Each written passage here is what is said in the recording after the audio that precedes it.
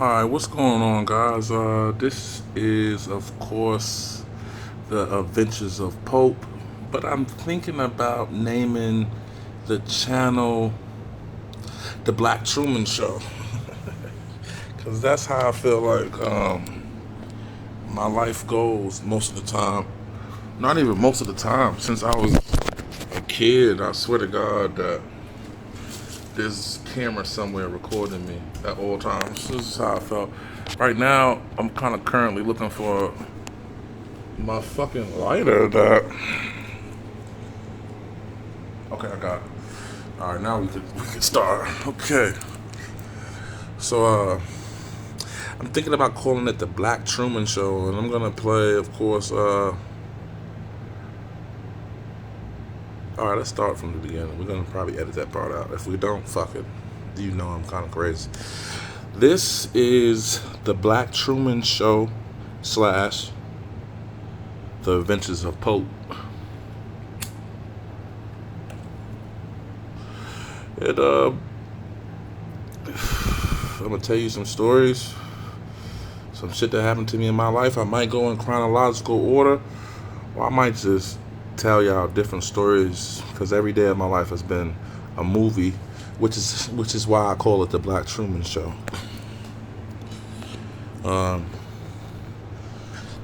This is the first episode, so bear with me.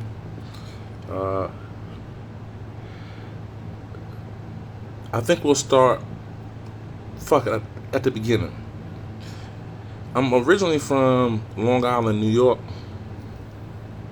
For the people that lives in Long Island, they're gonna say, "Oh, what town?" Amityville, right? But if I say Amityville, no one's gonna know where that's at. I'm pretty sure that no one's gonna know where Long Island, New York is at. But it's basically past Queens. Anyway, my dad's from the South, Mississippi, Itabena. My mom's from New York. Dad left Mississippi when he was 15, 16, came to New York, met my mom, blah, blah, blah. Okay, skip all past that, so you kind of know the basis. So, my dad ended up getting locked up for like 8 years. I'm pretty sure another episode is going to be devoted to just him, because his stories are probably just as crazy as mine. But once my dad got locked up, my mom decided to move down south to Mississippi, to the town that he was from, which I don't know. Maybe we'll have her on here one day and ask her why that she decided to do that. But when we get down south, Mississippi, things, I guess, were kind of crazy, but because I was young, I really didn't realize like what was going on and everything. But my mom had like this thing where she moved a lot. Like, I don't care if somebody sneezed on her wrong, she's out of there. That just was her thing. That's just how she was. She like she didn't really take any shit, and then she didn't really appreciate anything that didn't go her way, which is probably how I am, why I am like I am. So we moved a lot. Virginia, Baltimore. Well, we didn't move to Baltimore, but I ended up moving to Baltimore. So scratch that off the list. Virginia, Mississippi, back to New York, back to Virginia, back to different places in Mississippi, back to different places in Virginia. We moved around a lot. We'd come home from school sometimes, and my mom would be like, maybe we've been there for like 2 months. We come home from school, and my mom would be like, "Yeah, I need you to pack your shit, boy. We out of here." I'm like, "What? I just made, 2 friends or something. You know what I'm saying? I'm enjoying myself here." But anyway, we move or whatever. So around the age 13, 14, I started getting in trouble a lot in school. And I think just because I was just so conscious of the world now. I had always been conscious of the world, but I started understanding more of why things went like certain. I was into conspiracy theories that later on, now that I realized they weren't conspiracy theories at all, it's the fucking truth. But I had just basically, let's put it like this, my third eye had just opened. I put it to you like that. It had just awakened. So I really wasn't for like no one's gonna tell me what to do. I feel like I've already feel like I'm able to create my world. And my, like now looking back, my mother told me that I've always really felt like that, but I think I learned how to control it more around that age. I learned how to control my surroundings in my world. So they're whooping my ass on Clash Royale. That's what I'm playing while I'm telling you guys this story. But I guess this is just the introduction. The Black Truman Show's introduction. I ramble a lot, so maybe some of you guys probably won't appreciate that, but some people that mind work like mine, maybe they'll appreciate that. But so around 13, 14, I started running away from the house a lot. Like staying gone for a few days, meeting people and shit. So we in this town called Grenada, Mississippi, right? And my mom, if I'm not mistaken, she was working at Parchment at the time. That's this prison. She was a CO or something. She really wasn't at the house a lot. Long story short. So I basically had free reign to do whatever I wanted to do. So I did. But not like crazy shit or like robbing nobody or breaking into nothing or no shit like that. I'm just out the house. I'm just, maybe I'm smoking a little bit of weed or something, or like having girls at the house or whatever. So one day I'm at home, sitting on the porch. My mom, she gave me this like, it's her radio. It was her radio. It was huge. It was huge. And it was this gray radio. And I'm talking about, this shit sounded like the club. These speakers was amazing. Right? Still to this day, I've never heard a speaker system that wonderful. But it was in her room. And she ended up, I don't know if I think she ended up transferring her job. She stopped being a CEO and became like a truck driver, CDL. She got a CDL or something. So I guess she was going on the road. So she ended up giving me her room because I was sleeping in the room with my brother, and my sister had the room across the hall or whatever. So she brings me in her room, and I remember it like it was yesterday because I don't really have that many memories of like being underneath my mom. We're not really like we're not like, oh, hugging, kissing, I love you so much. We don't really do that shit, right? So, but this day, she was just like packing shit, telling me I can have this, or you can have this. This your room from now on. Don't fuck with that shit in that drawer over there. That's still my shit. I ain't get a chance to move that shit. Don't fuck with that shit over there. But the rest of all this shit is yours. The bed is yours. The speakers is yours. So I'm mad amped about this shit, right? So the first thing I ask her is, can I have your CD collection? You know what I'm saying? Because music is my shit, and that's one thing that me and her connected on was music. She'd bring home like 3 6 Mafia CDs. Bitches before I even knew what 3 6 Mafia was. Now they're my favorite people in the fucking world. But she'd bring home like 3 6 Mafia CDs, bootleg CDs with like different artists on it. Lil Boosie's first album, I think the youngest of the trio or something like that. He might have been like 14, 15 on the album or something like that. So she had brought me that. She brought the new Boosie album to me, or everything, right? So she introduced me to who Rick Ross was. I didn't know none of these people. So she's telling me, she's bringing me these CDs and like, so I was addicted to music already. So when I seen the system, of course, and I know you got all these CDs, because every time you give me a CD, and this is not the time when you looking shit up on YouTube. This is like, pop the CD in a CD player and put the headphones on your head like one of those, right? She give me all her CDs. And then first thing I put in there is 3 6 Mafia. You know what I'm saying? She got Chris Brown in there, first album, everything. So to let y'all know what time it was, right? But Chris Brown's first album was so hard to me, right? To the point where like I'd plug it up on the porch, but I never really went to school because I usually was either suspended or I just was on some like, yeah, fuck this shit. I ain't going to school. But it's crazy because when I would come back to school, I'd do whatever work that I had missed out on, maybe in like 2 days or a day, and get straight A's on it. So it wasn't like I was dumb enough. I just wasn't fucking with school. I felt like my mom was greater than that. So I used to get suspended all the time, or I'm arguing with the teacher. I'm like, "You wrong about this," or "This is not true," or "What about this?" And I guess they felt like, "Why are you asking?" Or because they didn't know the answer to a lot of the questions I was asking.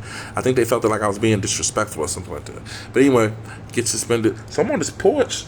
She leaving. I'm on this. First thing I do is plug up these speakers, man, outside. Like not and think about it. Out of all the shit I could have did, I'm not enjoying the speakers in the crib. No, I'm taking these speakers outside. I'm plugging them up on the porch, right?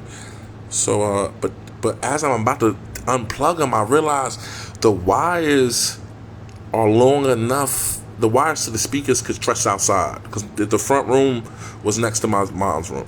So the wires and speakers could go outside. So I'm like, oh shit, I can leave it plugged up. It was a 6 CD disc changer, right? So I got a little blunt in my mouth. I'm putting all the CDs in there. Boop, boop, boop, boop, boop.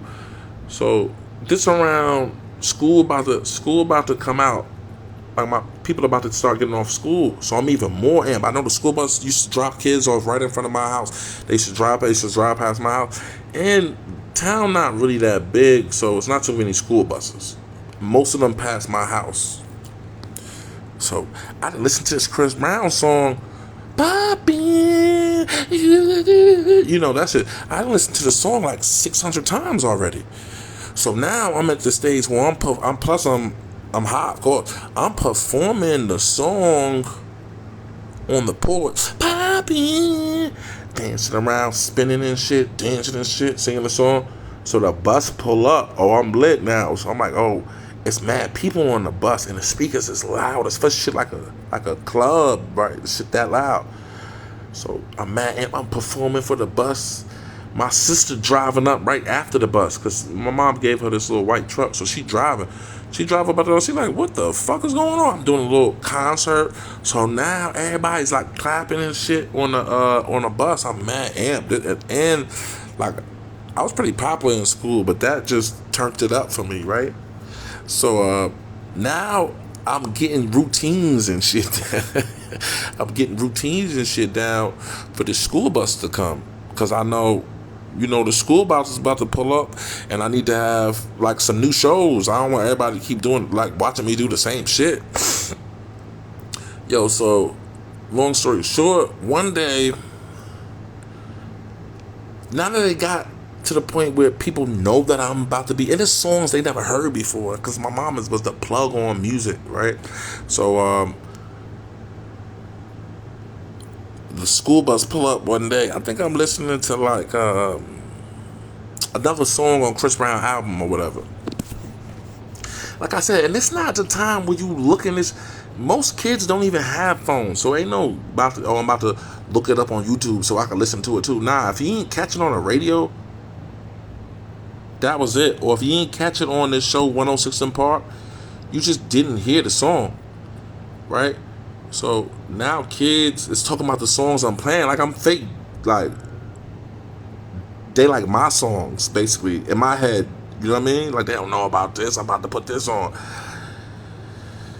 So one day, the school bus pull up. When the school bus pull up, it's mad kids getting off the bus. People I know, but I'm like, you don't live over here. You know what I'm saying? Like, fuck you getting off the school bus, especially in front of my house. You got me fucked up, right? So these kids is walking off the bus. So I yell out, man, I know you ain't about to get off the bus, think you about to come over here. So a few of the kids sit back down, but many of them still get off. And they make it and they walking into the yard. And I'm thinking to myself, man, if my mother pulls up and these motherfuckers is on my yard, or these people are coming, I'm probably gonna get in trouble or whatever. They're getting off the bus. But at the same time, I'm fake amped because I'm about to perform for them.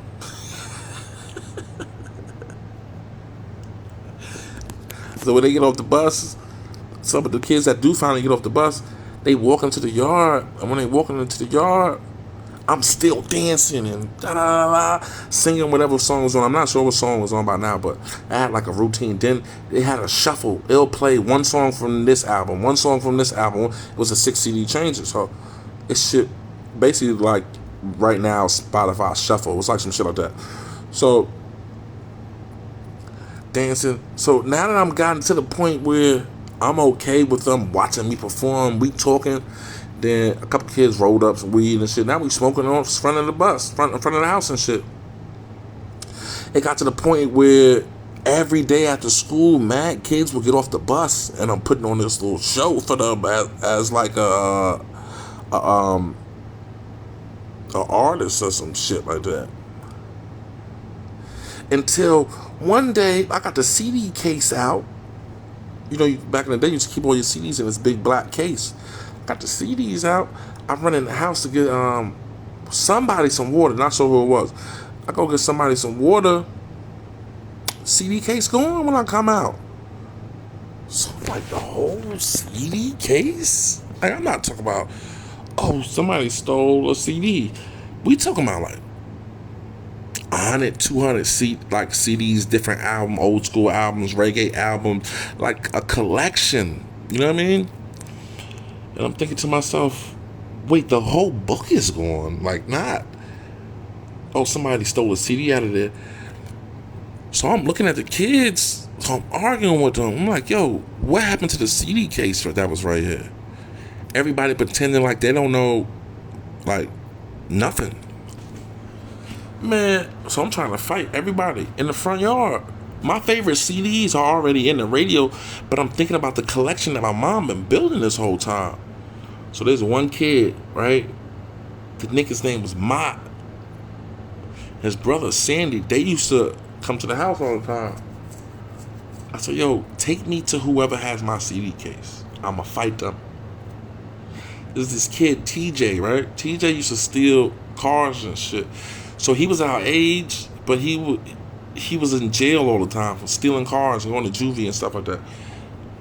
Yo, so I get to the corner of my house is a graveyard, and across the graveyard is the public pool. It's like $1 or something to get in. So he telling my and Sandy telling me, they like, yo, go to the pool. He ran to the pool. Sometimes the pool will open up right after school or some shit like that, especially towards the end, like towards summer and shit. So I'm walking down there. It's me, we walking, and a crowd of kids with us. Mind you, I don't really know none of these kids, by the way, because we ain't even been living here that long. So I'm walking down. We get to somebody say, man, you got them pants on. They ain't gonna let you in the pool and stuff. They gonna think you got something on you, like a knife or gun and something. So, but I already had shorts on underneath it. I had these orange jabots. Look them up if you don't know what jabots is. But I had some blue jeans, but they had orange stripes on it. They was orange jabots with these lettering on it. Cool as fuck. So I take them off, and like at the bottom of the pants, it's a strap that you can open the bottom of your pants leg or have it real tight so you can show off your shoes or whatever. So when I open it up, I could pull my foot through it without taking my shoes off. I pull them off and I hand them to somebody, right? I'm not sure who I handed them to, but I handed it to somebody. And by the time I get to the pool, I realized, wait a minute, where this kid with my pants at, right? This kid with my pants. The pants is kind of expensive, especially back then. Where this kid with my pants at? He ain't walking with us. Then I start noticing even more, like, the group of people that's walking with us is like dispersing slowly. So when I get to the pool not open. So I'm like, yo, I thought you said the pool was open. He said, oh, the pool usually open this time. Like, it's people in there, but it's not open for us. We can't come in there. I guess it's like the lifeguards, they cleaning up or they chilling, whatever they doing, but we can't get in there, right? So I'm like, man, then I think about it. Wait a minute. The door to my house is open. So now I'm running back to the house. Running. I get back to the house. I see mad kids running out the house. Now, here's the part of the story where I gotta tell y'all, I fucked up. I fucked up a little bit, man. Just a little bit. But just so happened, they had just my family just had went grocery shopping, food stamps. They filled the top refrigerator, the bottom refrigerator. It's shit on the cabinets. It's freeze pops, ice cream sandwiches. I'm talking about full to the point where if you get something out, something's gonna fall. It's that much stuff in the refrigerator because my mom going on the road or whatever, so she ain't. She ain't here to keep going grocery shopping, so she just filled the refrigerator up. Bruh. When I get inside my house, I'm mad excited. The music's still playing. The radio is there, because I'm thinking that they about to start the radio. Radio's still there. But, bruh, every single thing in the refrigerator is gone. That bitch is empty. Bone dry. Bone dry. Bruh, somebody stole... You know how in your freezer it be a bag that's just frosty, and you're not too sure what's in it, but you just know if shit go down, it'll most likely your mom or whoever defrosted and y'all got something to eat. It was one of those bags, man, frost on it. But ain't no telling what was it. They even stole that. They stole the ice out the crib, lunch meat, bread, candy, snacks, everything gone. So I'm sitting there thinking to myself, what do I do? Because we ain't got nothing to eat in the fucking house. So my sister coming to the house and my brother coming home from work, because he used to get off right around the time because kids was coming out. Later on in life, a couple weeks later after he got... once he started getting paid, he used to come out and throw money up in the sky, and all the kids are like running. I used to think to myself, why you throwing the money in the sky, bro? Give me the money. Like, if he made $400 on his job, he not paying rent, and he probably like 19, 18. He throwing like $40 in the sky, all dollar bills. But at the time, $40 is a lot of money to us. We kids and shit. But I just think $40. I'm like, yo, bro, give me the $40. Anyway, they all get to the house, so they hungry and shit. No food in the fridge. Crystal come in my room, and my brother come in my room, because I'm sitting there with the music bumping. They come in my room. I said, Craig, what happened to the food? I said, what food? Because what food? What are you talking about? When I went in the refrigerator, there was no food in there. So what food? Oh, we're calling Mom. You're going to be in fucking trouble. You little fucking asshole, Dry. My brother used to call me a little fucking asshole all the time. You're gonna be in trouble. Blah, blah, blah. Anyway, that's the beginning, man. I'll bring another part, of course. I'm just gonna keep every story that I remember. I'm just gonna tell them on there, whether you like it or not. You like them, you don't like them, whatever. Doesn't really matter to me. But they play in my head like movies, so I'm just gonna tell y'all, man. I was gonna let Clash Royale play in the background or over the video, but I think when I get some time, I'm gonna probably just end up making pictures and images to go with the shit that's going on and whatever. But this is the Black Truman Show. Pope's Adventures. Alright, guys.